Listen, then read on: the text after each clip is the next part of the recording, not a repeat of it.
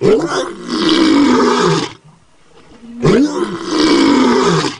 begin tonight with some developing news. The Centers for Disease Control and Prevention confirmed late today that a patient being treated at a Dallas hospital has tested positive for Ebola. This would be the first official case diagnosed in the United States.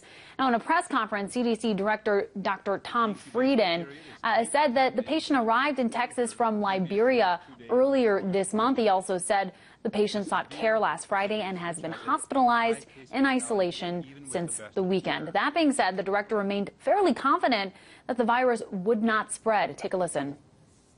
The bottom line here is that I have no doubt that we will control this importation or this case of Ebola so that it does not spread widely in this country. It is certainly possible that someone who had contact with this individual, a family member or other individual, could develop Ebola in the coming weeks. But there is no doubt in my mind that we will stop it here. Frieden also made it clear that there is zero risk to anyone who shared that flight from Liberia. He reminded the public that Ebola is not contagious until symptoms begin. And as far as we know, this patient did not see any symptoms until days after that flight. Details are forthcoming in this particular case. We'll continue to follow the story and, of course, bring you updates. Top doctors and virologists are now confirming what InfoWars first reported over a month ago, which is that the Ebola virus has mutated, may have gone airborne, and could kill millions. In a piece for the New York Times today, Michael T. Osterholm, the director of the Center for Infectious Disease Research and Policy at the University of Minnesota, writes that an Ebola virus could mutate to become transmissible through the air. The current Ebola virus's hyper-evolution is unprecedented. There has been more human-to-human transmission in the past 4 months than most likely occurred in the last 500 to 1,000 years. Each new infection represents trillions of throws of the genetic dice, writes Osterholm. He continues, quote, "If certain mutations occurred, it would mean that just breathing would put one at risk of contracting Ebola. Infections could spread quickly to every part of the globe, as the H1N1 influenza virus did in 2009 after its birth in Mexico." Osterholm wants to know why more public health officials are not talking about the danger of Ebola becoming airborne. He cites a 2012 Canadian study which proved that Ebola could be transmitted through the air from pigs to monkeys. Of course, we were asking all these same questions over a month ago, and were called conspiracy theorists for doing so. Here's my appearance on Dick Morris's CBS radio show from August 6th. One of the things that got my attention is that there is apparently a real disagreement between CDC in Atlanta, Center for Disease Control, and the Canadian health authorities on the question of whether Ebola can be spread by air, which obviously is key in terms of its capacity to be a serious epidemic. U.S. says no. Canada says it's very likely that it can be spread by air. Hasn't been completely proven, but remains a real likelihood.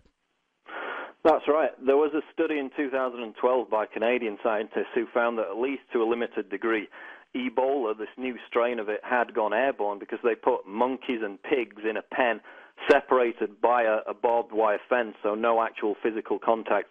And most of the monkeys in that experiment got the Ebola virus. They inhaled it, got the respiratory syndromes, and died. So they concluded that it was airborne to a limited extent. And as you mentioned, Canada's top public health agency then said, I think the quote was, that it strongly suspected that Ebola has gone airborne. Another question related to that is, why are these health workers, including the American experts, who know what precautions to take when dealing with Ebola patients, why are they becoming infected if they're supposedly, they have all the protective gear? There needs to be, obviously, a transmission of bodily fluids, but they're all becoming infected as well. So the question is, has Ebola gone airborne? That's the major threat. The key question here is why so many health workers have been infected with the Ebola virus, despite the fact that they take extreme precautions to make sure they don't contract the virus through touching victims. Does this suggest that the virus is indeed airborne? The CDC has also urged airline staff to take steps to prevent the airborne spread of the virus, including giving suspected Ebola victims surgical masks as well as directing staff to, quote, not use compressed air which might spread infectious material through the air. The question of whether or not Ebola has gone airborne needs to be investigated, not by people like me, but by the experts themselves, although many of them are seemingly being held back from doing so by health authorities, including the CDC, who, as we have documented, are extremely reticent to give out any information on suspected Ebola victims in the United States. Remember also that if the Ebola virus was to hit the United States, the CDC and other health authorities would enact emergency procedures which could lead to healthy Americans who show no symptoms of the disease being forcibly detained for an indefinite period of time. In another development, a top German virologist caused shockwaves by asserting that the battle to halt the spread of Ebola in Sierra Leone and Liberia